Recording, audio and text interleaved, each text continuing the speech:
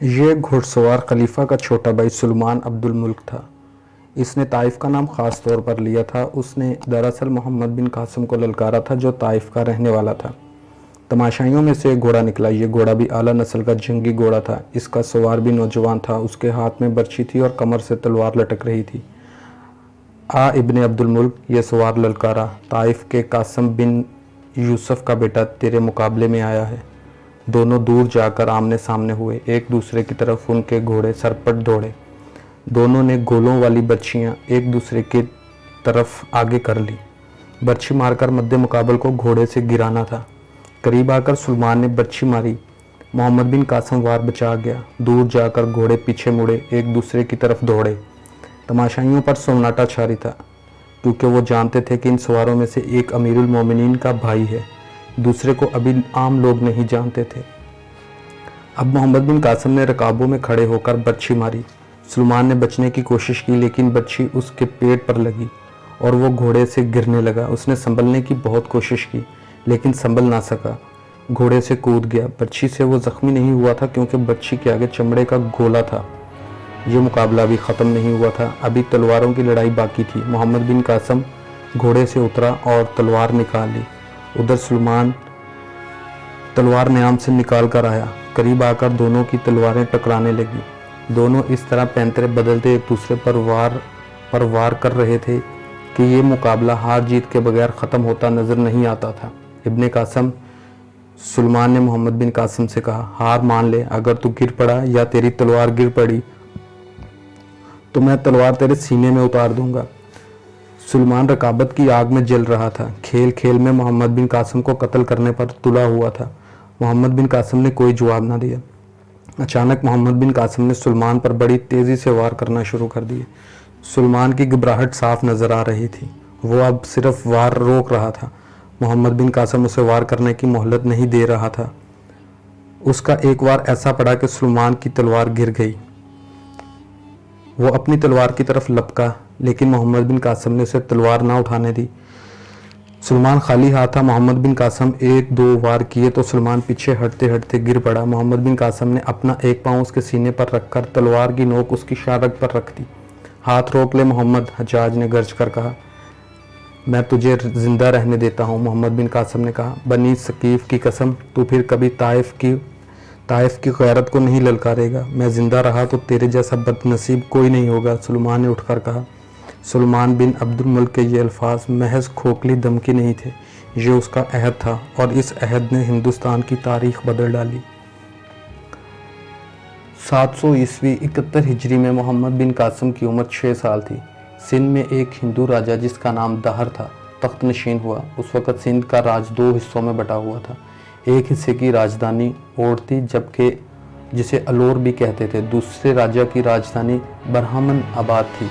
इस राजा का नाम ही राज था, लेकिन वो 1 साल के अंदर ही मर गया। उसके तख्त पर राजा दहर के छोटे भाई दहर सीना ने कब्जा कर लिया। इससे राजा दहर को खुशी हुई कि सिंध का ये हिस्सा भी उसके ख़ानदान के कब्जे में आ गया।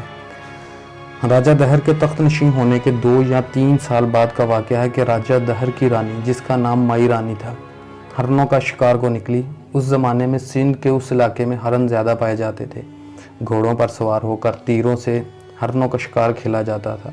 हरन के पीछे घोड़ा डाल दिया जाता और सरपट दौड़ते घोड़े से दौड़ते हरन पर तीर चलाए जाते। माई रानी की उम्र 21 साल थी। 1 ही साल पहले राजा दहर के साथ उसकी शादी हुई थी। वो खूबसूरत लड़की थी और हरन के शिकार की दिलदादा थी। शाही ख़ानदान की लड़की थी, इसलिए घोड़सवारी और तीरंदाजी में मर्दों का मुकाबला कर सकती थी। उस रोज़ वो 2 घोड़ों और 2 पहियों वाली रथ पर शिकार खेलने निकली थी। रथबान महल का एक आदमी था जो मैदान जंग में रथ दुराने और लड़ने का माहिर था। इन्हें 4-5 हरन नजर आए। माई रानी के कहने पर रथबान ने रथ दौड़ा दी। हरन भाग उठे। रथ की रफ्तार इंतहा को पहुंच गई। इनके दोनों घोड़े जंगी थे। ये राजा के अस्तबल के घोड़े थे। बहुत ही तेज़ दौड़ते थे। एक हरन दूसरे से अलग हो गया। माई रानी ने इसका ताक़ुब शुरू कर दिया।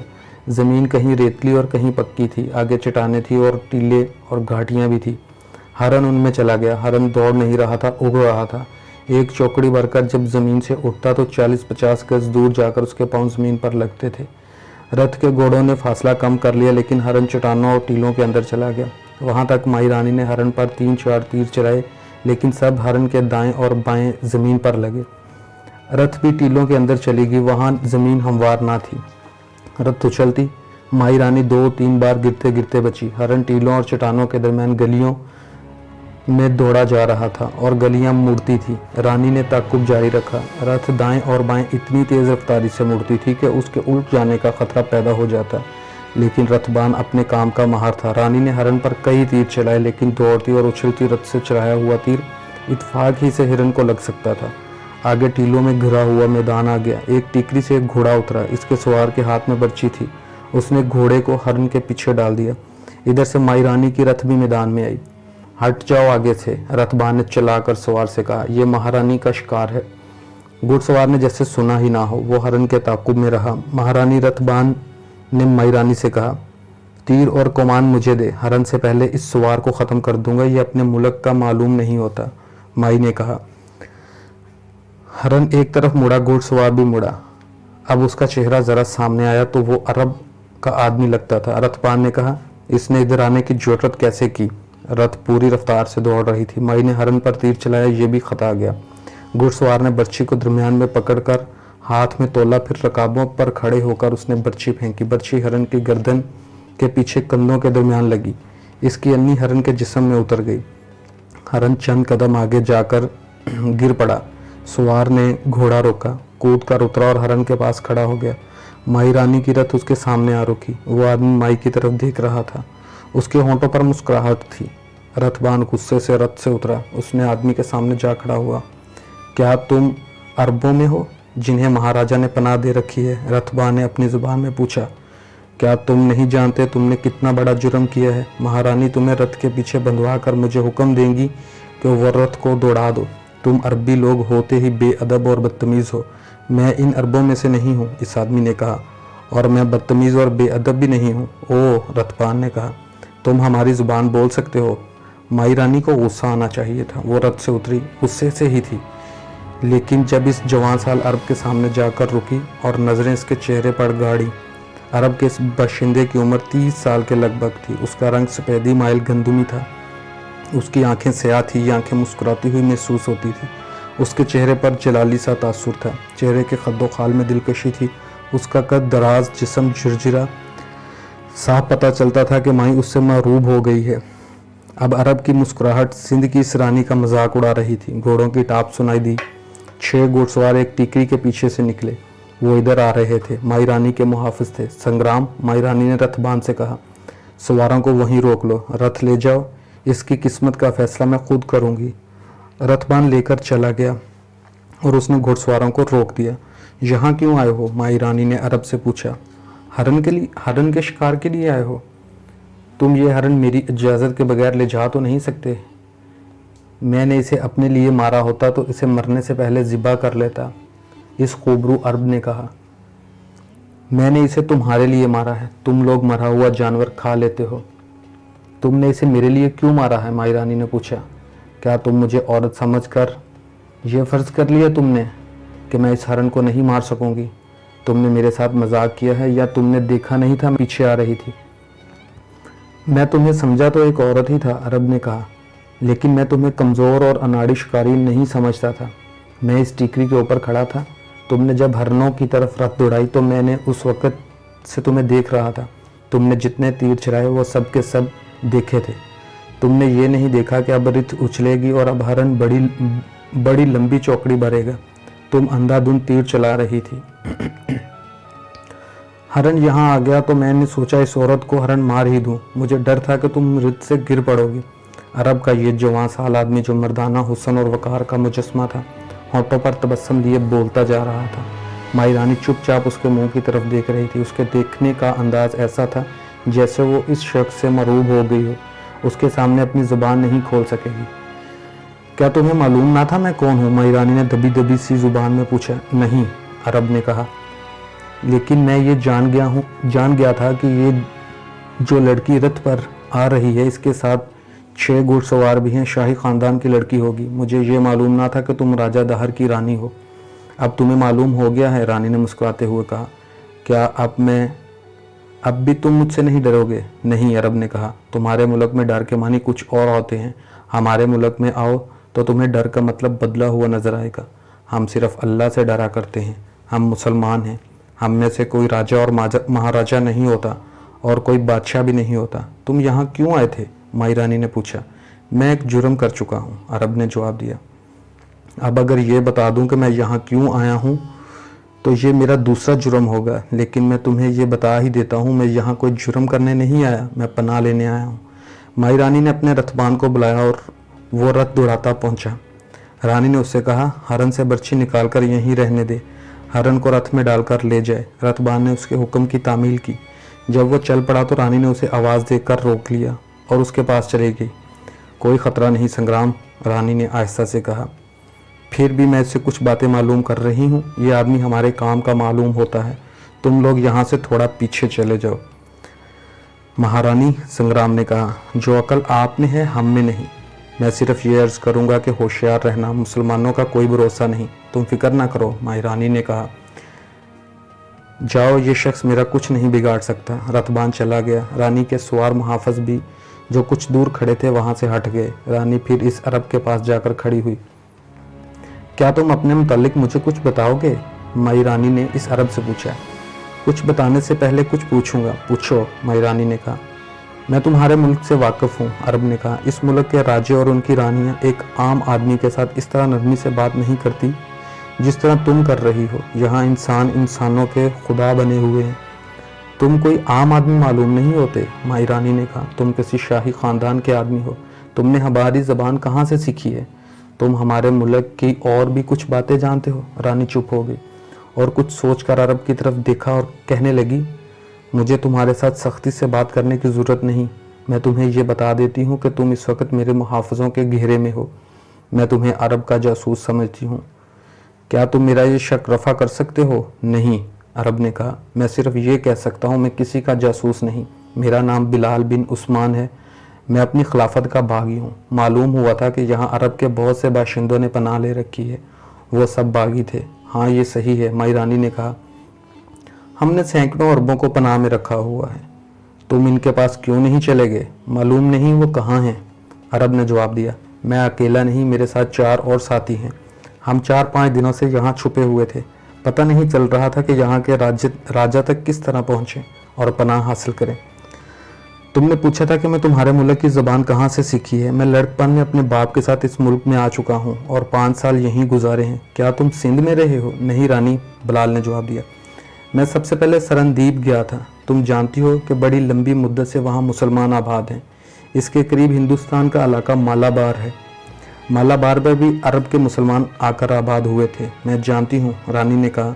मुझे मालूम है ये अरब के वो मुसलमान जो तजारत के लिए वहाँ गए और उनमें से बहुत से वहीं आबाद हो गए। और मैं ये भी जानती हूँ कि मालाबार में जो मुसलमान हैं वो इस्लाम की तबलीग भी करते हैं। उन्होंने उस इलाकों के बेशुमार दूसरे मजहबों के ख़ानदानों को मुसलमान कर लिया है।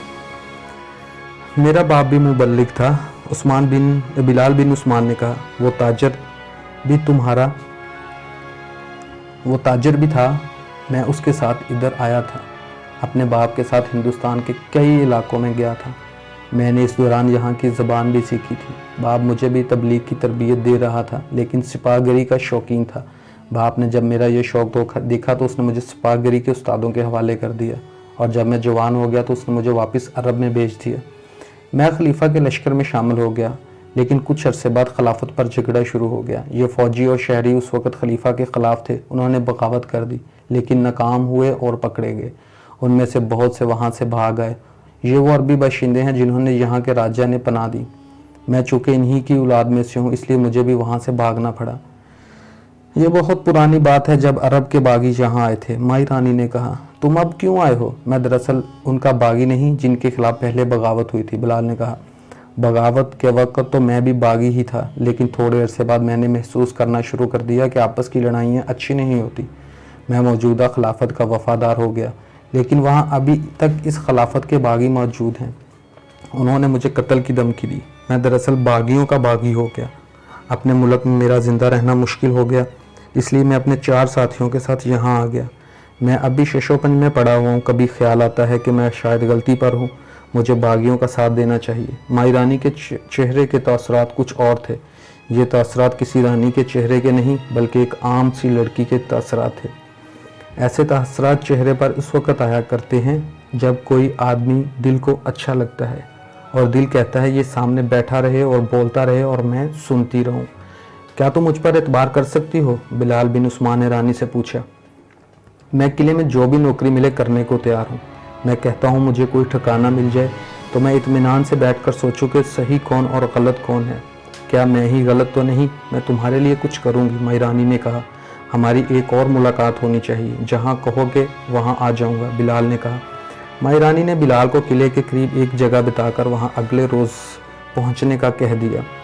ये कहकर माई रानी चली गई। बिलाल वहाँ से चल पड़ा, एक ऊंची टीकरी के पीछे चला गया। वहाँ अरब के 4 जवान आदमी उसके इंतज़ार में खड़े थे। वो वहाँ कुछ दिनों से छुपे हुए थे। बिलाल ने राजा दहर तक रसाई हासिल करने का ये तरीका अख्तियार किया जो इत्तेफाक से उसके सामने आ गया। उसने कैद होने का ख़तरा भी मोल ले लिया था। ये तो उसे तवक्का ही ना थी कि माई रानी उससे इस तरह मुतासर हो जाएगी। सिंध के इलाके में इन 5 अरबों की मौजूदगी कोई अजीब बात नहीं थी। मोहम्मद बिन कासिम की पैदाइश से बहुत पहले अरब के मुसलमान हिंदुस्तान की ज़मीन में मौजूद थे। सबसे पहले इस्लाम हिंदुस्तान के जनूबी इलाके मालाबार में आया। उस वक़्त वहाँ 4 मज़हब थे, बुद्ध मत, हिंदू मत, ईसाईयत और यहूदियत। यमन, हजाज और मस्कत के अरब भी वहाँ मौजूद थे। वो जहाज़रान और ताजर थे। इनमें से बाज़ यहीं आबाद हो गए। उस वक़्त वो मुसलमान नहीं थे। रसूल करीम सल्लल्लाहु अलैहि वसल्लम की हयात मुक़द्दसा में ही इस्लाम मालाबार पहुँच गया। जिस उजाले को गारे हिरा की तारीकी ने जन्म दिया था उसकी शुआएं इन अरब ताजरों के ज़रिए मालाबार में पहुँची जिन्होंने इस्लाम कबूल कर लिया था। मालाबार से आगे सरनदीप जो अभी मौजूदा श्रीलंका है वो था। वहाँ भी अरब के मुसलमान ताजर जहाज़रान पहुँचे और इनके साथ इस्लाम भी आया। सरनदीप के मकामी बाशिंदे सबसे पहले तो मुसलमानों के इखलाक और किरदार से मुतासर हुए। जब मुसलमानों ने इस्लाम की तबलीग शुरू कर दी तो लोगों को पता चला कि इस्लाम की बुनियादी असूल और तालीमात क्या हैं। वो इस्लामी मसावात से मुतासर हुए। इस्लाम राजा और राया के तसव्वुर का रद्द करता है।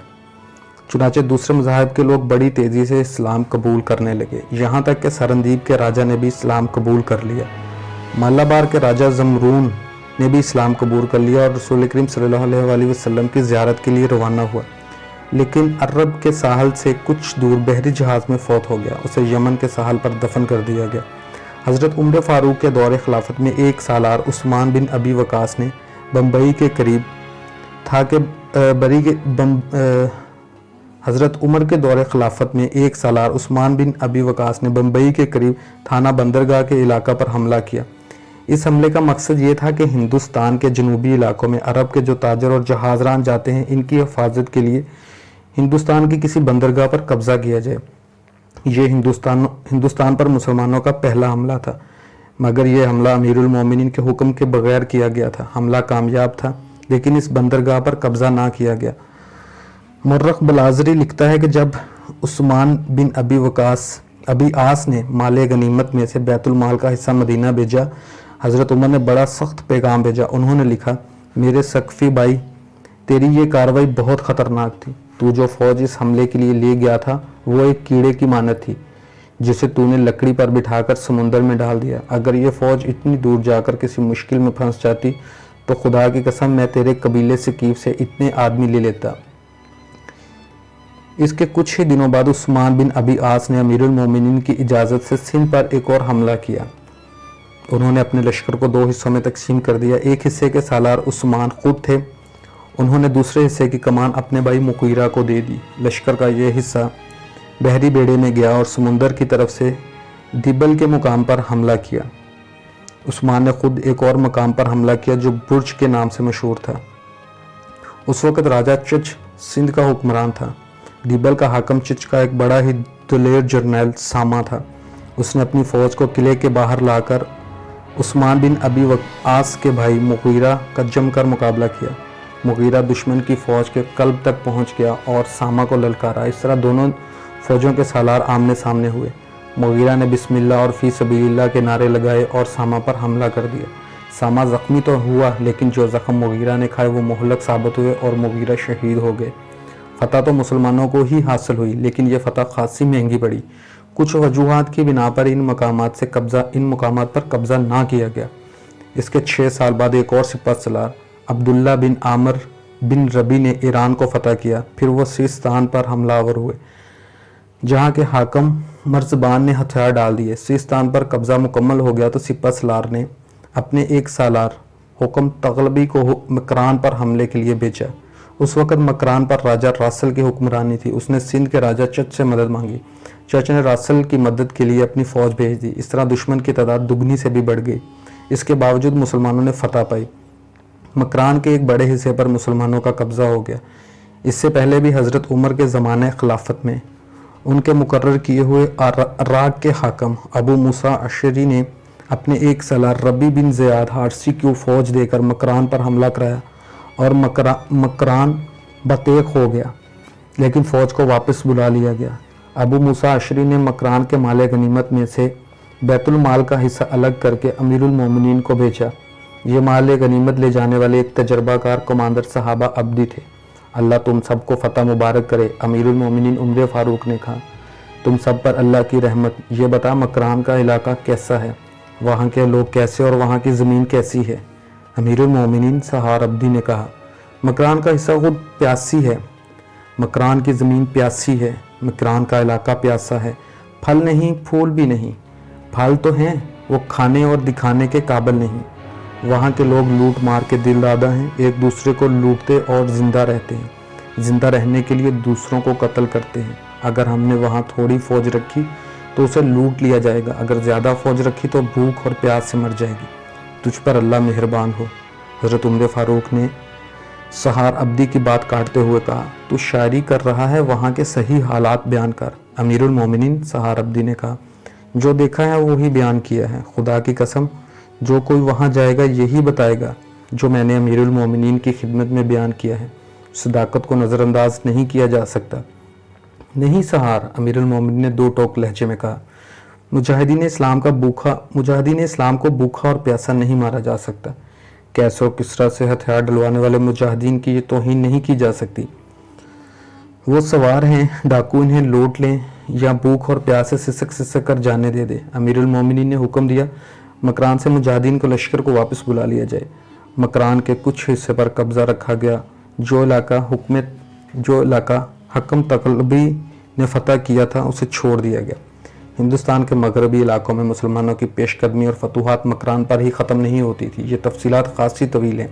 بات چونکہ تاریخ اسلام کے عظیم اور سب سے کم سن سالار محمد بن قاسم کی ہو رہی ہے، اس لیے ہم اس رویداد کو سندھ تک ہی محدود رکھیں گے۔ حضرت عمر فاروق کی شہادت کے بعد حضرت عثمان غنی مسند خلافت پر رونق افروز ہوئے۔ اس دور میں بھی ہندوستان کے مغربی علاقوں میں مسلمانوں کی پیش قدمی جاری رہی۔ پھر حضرت عثمان کی شہادت کے بعد حضرت علی کی خلافت کا دور شروع ہوا، جس میں مسلمان کلات تک پہنچے۔ اس کے بعد حضرت علی بھی شہید ہو گئے اور خلافت بنو امیہ کے پاس چلے گی۔ بنو امیہ کے دور میں ہندوستان کے مغربی علاقوں میں مسلمان حاکم رہے، لیکن پیچھے اس مرکز میں جہاں سے اسلام کی کرنیں پھوٹتی دور دور تک پہنچتی تھی، دولت اور اقتدار کی ہوس پیدا ہوگی۔ خلافت ایک متنازع مسند بن گئی۔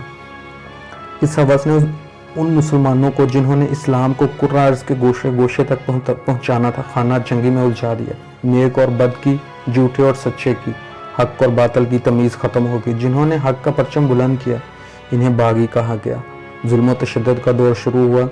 جس نے ظلم و تشدد میں سب سے زیادہ نام پایا وہ محمد بن قاسم کا چچا حجاج بن یوسف تھا۔ اب اقتدار کے ان پجاریوں نے اسلام اور اللہ اکبر کے نعروں کو سیاست کا رنگ دینا شروع کر دیا۔ مسند خلافت پر جو مارکہ آرائی ہوئی، ہم اس کی تفصیلات میں بھی نہیں جا رہے۔ مختصر بات یہ کہ وہ وقت بھی آیا، خلافت دو حصوں میں بٹ گئی، دارالخلافہ دو ہو گئے۔ یوں کہہ لیں کہ اسلام کا جگر دو حصوں میں کٹ گیا۔ پھر عبد الملک بن مروان کا دور خلافت شروع ہوا تو ان بغاوتوں اور خانہ جنگی کی کفیت کو ختم کر دیا، اموی حکومت کو مستحکم کیا گیا۔ حجاج بن یوسف اسی دور میں حاکم بنا اور شہرت پائی۔ بغاوت کے دور میں تقریباً 500 سرکردہ عرب راجہ داہر کے پاس پہنچے۔ انہوں نے راجہ داہر نے پناہ دے کر مکران کے اس علاقے میں آباد کر دیا جو اس کے قبضے میں تھا۔ ان پناہ گزینوں کی اکثریت علاقائی خاندان کی تھی۔ یہ ایک مشہور جنگجو قبیلہ تھا۔ بلال بن عثمان اپنے 4 ساتھیوں کے ساتھ پناہ لینے ہی آیا تھا۔ چونکہ وہ اجنبی تھے اس لیے بھٹکتے اور چھپتے پھر رہے تھے۔ انہیں یہ بھی معلوم تھا کہ سندھ کے راجا نے عرب کی خلافت کے ساتھ دشمنی پیدا کر لی ہے۔ اس کی ایک وجہ تو یہ تھی کہ اس نے خلافت کے باغیوں کو پناہ دے رکھی تھی، اور دوسری وجہ یہ کہ اس کے باپ چچ نے مسلمانوں کے خلاف مکرانیوں کو مدد دی تھی۔ اس وجہ سے بلال بن عثمان ڈرتا تھا کہ راجہ دہر اسے قید خانے میں نہ ڈال دے۔ مائی رانی نے بلال سے دوسرے دن قلعے سے تھوڑی دور ایک جگہ ملنے کو کہا۔ دوسرے دن بلال چلنے لگا تو دوستوں نے اسے روک لیا۔ اس کے ساتھیوں نے اسے کہا کہ رات کو ہی وہ اس مسئلے پر ہم بہت زیادہ بحث کر چکے ہیں، اور ساتھی کہتے ہیں کہ رانی اسے دھوکہ دے کر گرفتار کروا دے گی۔ یہ شک بلال کے ذہن میں بھی تھا، کیونکہ مائی نے اسے کہا تھا کہ وہ اسے جاسوس سمجھتی ہے۔ اس نے اپنے ساتھیوں کو یہ بات بتائی، اس لیے اس کے ساتھی اسے جانے سے روکتے، لیکن بلال یہ محسوس کر رہا تھا مائی اسے دھوکہ نہیں دے رہی۔ اگر جانا ہی ہے تو ہم تمہارے ساتھ چلیں گے، بلال کے ایک ساتھی نے کہا۔ تم کیا کرو گے؟ بلال نے پوچھا۔ تم سب کو میرا ساتھ دے کر وہ مجھے نہیں ملے گی، اور یہ بھی سوچو اس کی نیت خراب ہوئی تو تم سب پکڑے جاؤ گے۔ بہتر یہ ہے مجھے خطرہ مول لینے دو اور تم یہیں رہو۔ اس طرح یہ ہوگا میں اکیلا پکڑا جاؤں گا۔ اگر شام تک میں واپس نہ آیا تو سمجھ لینا میں مصیبت میں گرفتار ہو گیا ہوں، پھر تم یہاں سے نکل جانا۔ اس کے ساتھی نہ مانے۔ آخرکار انہوں نے فیصلہ کیا بلال اکیلا جائے اور وہ گھوڑے پر جائے تاکہ خطرے کی صورت میں وہاں سے بھاگ سکے۔ انہوں نے یہ بھی طے کر لیا کہ اس کے چاروں ساتھی اس جگہ سے جہاں بلال نے رانی سے ملنا ہے کچھ دور چھپے رہیں گے، اور خطرے کی صورت میں بلال کی مدد کو پہنچیں گے۔ بلال بن عثمان اپنے گھوڑے پر سوار ہوا، برچی ہاتھ میں لی اور چل پڑا۔ اس نے جہاں پہنچنا تھا وہ جگہ 2.5-3 میل دور تھی۔ مائی نے اسے رستہ بتا دیا تھا۔ دوستو، آج کے لیے اتنا ہی۔ بہت جلد اگلی قسط کے ساتھ آپ کے پاس حاضر ہوں گے۔ تب تک کے لیے اللہ نگہبان۔